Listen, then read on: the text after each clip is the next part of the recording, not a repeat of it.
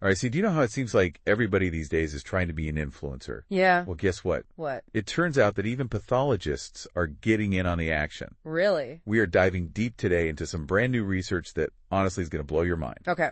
We are going to be talking about how pathologists can boost their presence on X, formerly Twitter. Mm-hmm. And the big question that we are asking today is, can you actually become a pathology influencer by tweeting out medical cases? Wow. Let's find out. Okay. And to help us break it all down, we have with us an expert in social media trends and medical communication. Welcome to the show. Thanks for having me. It's really an exciting time to be working in this space. Online platforms are becoming more and more important for medical professionals, and it's not just about getting likes anymore, you know? Right. It's about sharing knowledge and connecting with colleagues. It's even about shaping public perception of the field. Absolutely. And this research that we're going to be talking about today really highlights this shift. So two pathologists decided to conduct a month-long experiment on X, comparing two accounts. One account we'll call the control account, and this account posted a mix of regular pathology content and non-pathology content. Right. So kind of like what most people do online. Yeah, just reflecting typical online activity. Exactly. And then there was what we'll call the intervention account, which was specifically designed to test a specific strategy. Okay. And that strategy was tweeting out pathology cases. Interesting. Specifically, they were tweeting out 4 gastrointestinal or liver pathology board-style multiple-choice questions every week.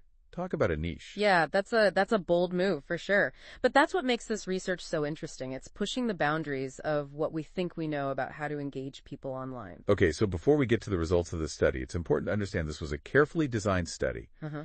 Both accounts started with similar follower counts. They had similar activity levels. So they were making sure it was a level playing field. Exactly. It was like a scientific experiment. They wanted to make sure that any changes that they saw in the study were directly attributable to the different posting strategies and not just because of some random chance or pre-existing difference between the two accounts. Yeah, makes sense. All right, so let's get to the juicy stuff. Did the intervention account, with its steady stream of pathology cases, manage to attract a following? I'm on the edge of my seat. The answer is yes. Nice. They gained more followers than the control account, 117 versus 95. That's pretty good. And their overall reach was significantly larger, too, like way more people were seeing those pathology questions. On average, the intervention account had 2,748 impressions compared to only 1,460 for the control account. So those are pretty impressive numbers. Yeah. You would think that more impressions would lead to more likes and comments, right? Right. Well, not so fast. Here's where things get interesting. The control account, with its diverse mix of content, actually received more likes and profile visits. The control account had 22 likes compared to 18 for the intervention account. Oh, wow. And 70 profile visits versus only 18. So while the pathology-heavy approach was drawing a larger audience, the more balanced approach seemed to resonate better with people on a personal level. Interesting. So what does this tell us? It seems like posting regular pathology content can build a following, but maybe it's not the whole story. What do you think? Well, I think it's interesting to consider the type of engagement that we are seeing here. Okay. While the control account may have gotten more likes, the intervention account absolutely dominated in terms of retweets and detail expands. So people weren't just passively scrolling. Right. They were actually digging deep into those pathology cases. That's a really good point. So maybe it's not just about attracting a large following. It's also about the quality of that following. Yeah. Are they just passively consuming content, or are they actively engaging with it? And this research seems to suggest that niche content, like these pathology questions, can spark a much deeper interaction and discussion. Yeah, for sure. I think this actually challenges our traditional notion of what it means to be an influencer. Okay, I'm intrigued. Tell me more. Well, we tend to associate that term influencer with people who are focused mostly on self-promotion, building a large following just for personal gain. Uh-huh. But what if there is a different kind of influence emerging? What do you mean? Like these pathologists who are sharing their knowledge and their expertise, but they are doing it in a way that's engaging and educational at the same time. Exactly. So it's not just about chasing clout. They genuinely just want to share their passion, share their knowledge. Right. I love where you're going with this. It's like we're seeing a new type of medical influencer emerge. Yeah. And this research is incredibly valuable because it's giving us a glimpse into how to make that actually happen. For sure. Now, I know we've been throwing around the word research a lot today, but just to be clear, this data is hot off the presses. It hasn't even been published yet. That's right. This is brand new, cutting-edge stuff. How? The paper's still under review, but we were lucky enough to get a sneak peek. And I think it's going to be a game changer. We're really excited to share it with you today. Yeah, and we'll definitely keep you updated on when that full paper is going to be released. Sounds good. But for now, let's dive a bit deeper into the methodology of this study. So how did they actually make sure that they were comparing apples to apples with these two accounts? Well, they were incredibly thorough. Like, they didn't just look at follower count.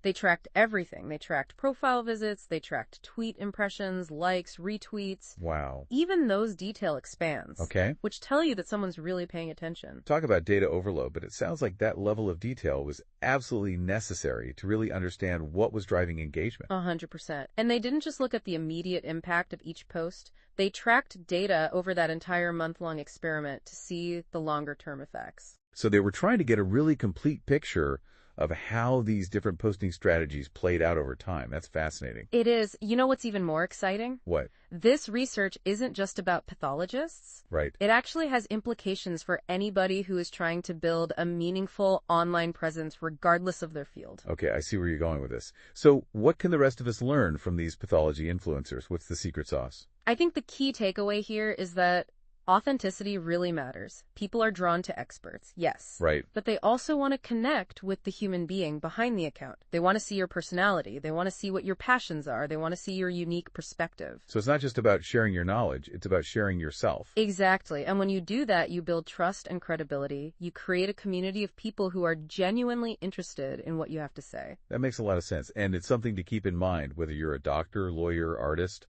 or, a podcast host.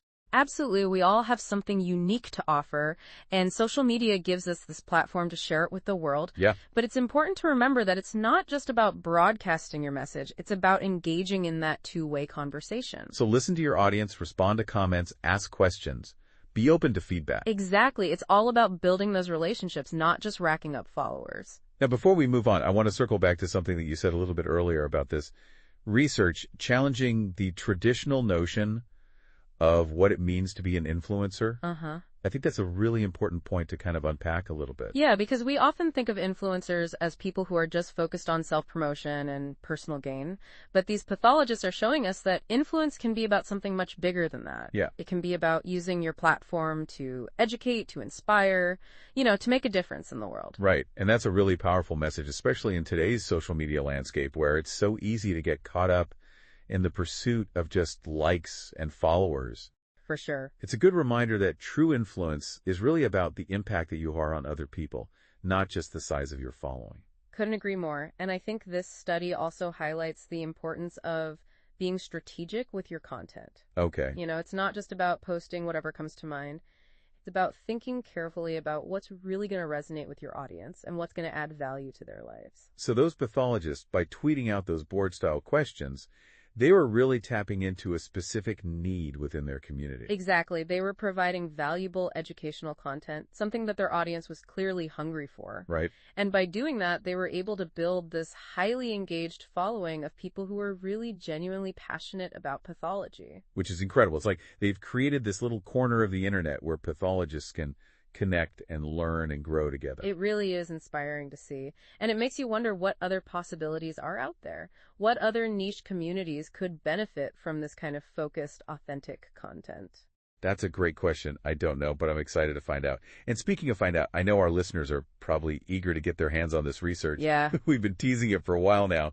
So when can they expect to see the full paper published? Well, the authors are aiming to have it published within the next 6 to 12 months. It's going through peer review right now. Right. Which is, a crucial step in making sure that the quality and rigor of the research is there. Absolutely. Peer review is so important. Yeah. It means that other experts in the field have really scrutinized the study's methodology, the data analysis, the conclusions, just to make sure that everything is sound. Exactly. It's like a quality control check that helps ensure the research is reliable and trustworthy. Right. So while we do have to wait a little bit longer for the full paper, we can feel confident that when it is published, it will be a very valuable contribution to the field. Well, we'll definitely keep our listeners updated on the publication timeline. But in the meantime, I think it's safe to say that this research has given us a lot to think about. It really has, and it's really highlighted the incredible potential of social media to connect and educate and inspire. Now, I know we've been focusing a lot on the implications of this research for medical professionals, but I think there's some really valuable lessons here for everybody, regardless of your profession. Absolutely. Whether you're a teacher or a musician, an